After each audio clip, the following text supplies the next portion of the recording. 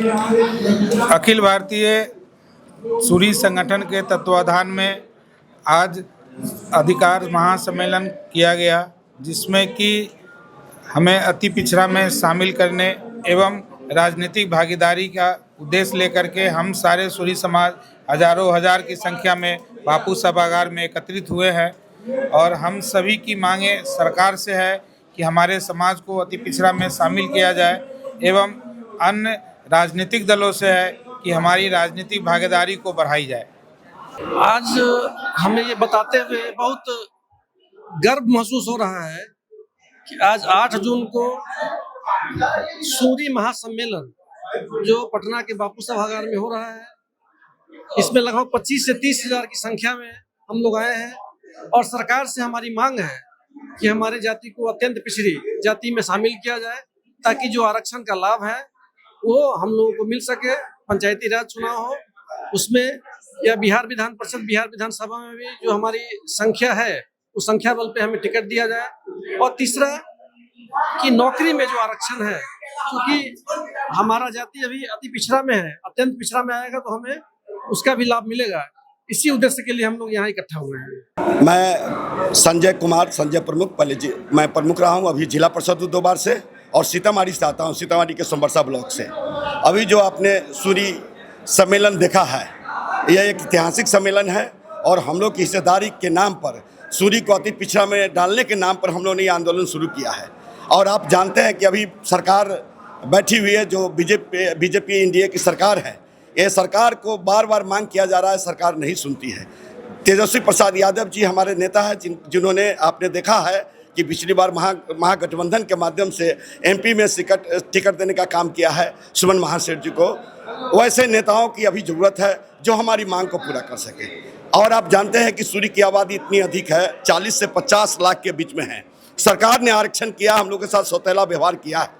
सौतेला व्यवहार में हम लोग को बनिया जाति में डाल दिया गया, जबकि सूरी की आबादी 40 से 50 लाख है। एवरेज 2 से 2.5% एवरेज सूरी जाति की आबादी है पूरे बिहार में।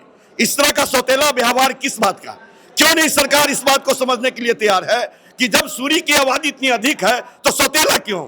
2%, 2.5% की आबादी वाले को बनिया जाति में सम्मिलित कर दिया गया है और कुल आबादी को जोड़ के खिचड़ी पकाने का काम किया है। और हम लोग की हकमारी, हम लोग की हिस्सेदारी है, उसको वंचित करने का काम किया है। ऐसे सरकार के खिलाफ हम जोर से जोरदार हम लोग सूरी समाज के लोग इस बार प्रण लिए हैं कि जिस पार्टी के लोगों के द्वारा हमारी हकदारी मिलेगी, जिन लोगों के द्वारा हमारी हिस्सेदारी मिलेगी, हम सभी सूरी समाज के बेटा एकजुटता का प्रदर्शन करेंगे और अपनी ताकत को दिखाएंगे। और आपने देखा है बापू सभागार में खच भरा हुआ है पूरा। बाहर तो जितनी बापू सभागार में लोग बैठे हुए हैं उससे ज़्यादा बाहर लोग घूम रहे हैं। और इस पटना के धरती पर इतिहास लिखने का काम सूरी समाज के लोगों ने किया है और बताने का, जगाने का काम किया सरकारों को। देखो हमारी ताकत क्या है, हमारी ताकत क्या है। अभी हम लोगों ने शुरू किया है और यह आंदोलन तब तक जारी रहेगी तब तक हम लोग को,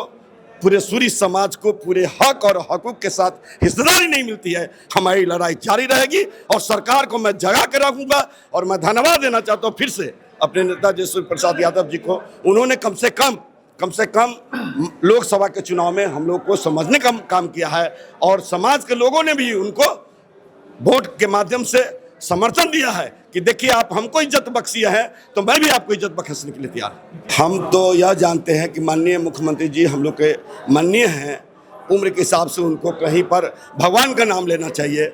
वह सत्तारूढ़ में बने हुए हैं और जो सामंतवादी विचारधारा के लोग हैं उनके साथ वह कठपुतली बने हुए हैं।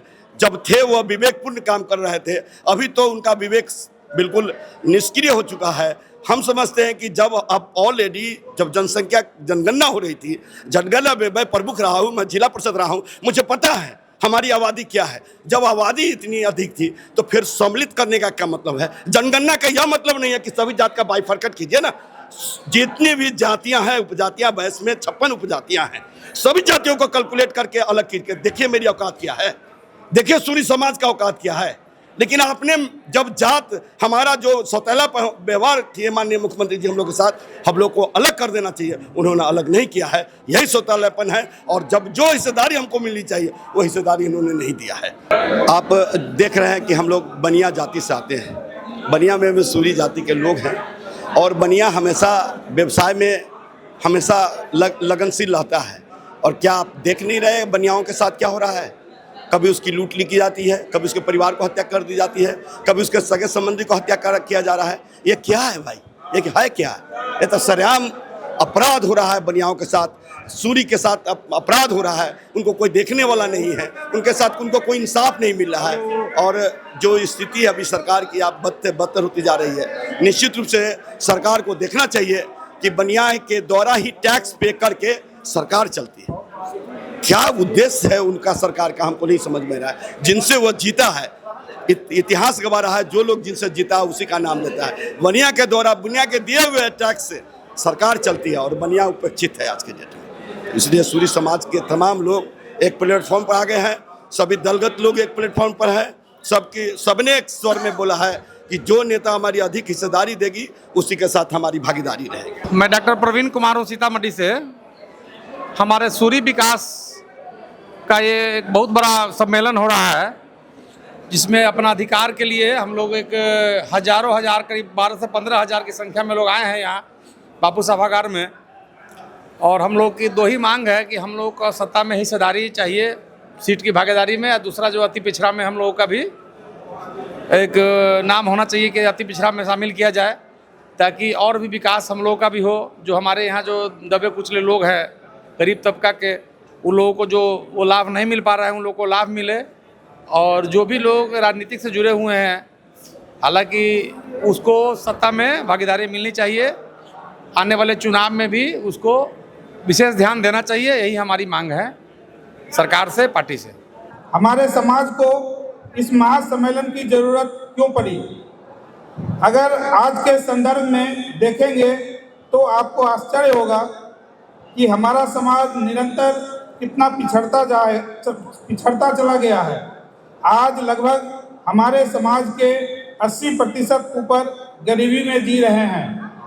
आज हम लोगों का आर्थिक, सामाजिक और राजनीतिक दुर्दशा क्या है, यह आप लोगों से छिपी नहीं है। इसी तरह समाज में IAS, IPS, BPSC आदि उच्च पदों पर हमारी कितनी भागीदारी है, चिंतनीय विषय है। मैं अपने अभिभावकों से अनुरोध करूंगा कि इस विषय पर भी बिंदुवार प्रकाश डालने की कृपा करेंगे।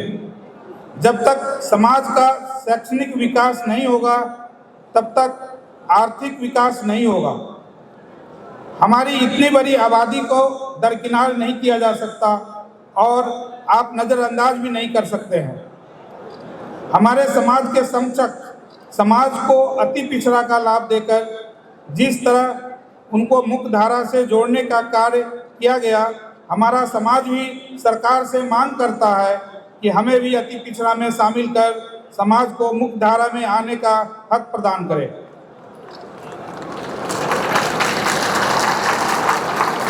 रहा सवाल राजनीतिक हिस्सेदारी का, तो कहने में कोई हिचक नहीं है कि विभिन्न राजनीतिक दलों द्वारा हमारे समाज की अनदेखी की गई। अब समय आ गया है, जो पार्टी आपके समाज को अनदेखी करता है, आप भी उस पार्टी को अनदेखी करेंगे तो सारे समीकरण धरे के धरे रह जाएंगे। लगभग 14 लोकसभा और 48 विधानसभा में आप निर्णायक भूमिका में हैं। समय पर समाज हित को ध्यान रखकर वोट करें, तभी आपकी बात सुनी जाएगी। मैं यहाँ प्रधानमंत्री जी का शुक्रगुजार हूँ। उन्होंने अपने सभा के मंच से हमारे समाज का नाम लिया था। अब समय आ गया है समाज को उनका वास्तविक हक देने का। 2029 में परिसीमन बदलने वाला है। साथ ही महिलाओं के लिए 33% आरक्षण लागू होने वाला है। मैं अपने नारी शक्ति से आह्वान करूंगा कि आप लोगों को आगे आकर अपने को स्थापित करना चाहिए और बच्चों, परिवार के साथ ही सामाजिक दायित्व की भी उन्मुख होने का।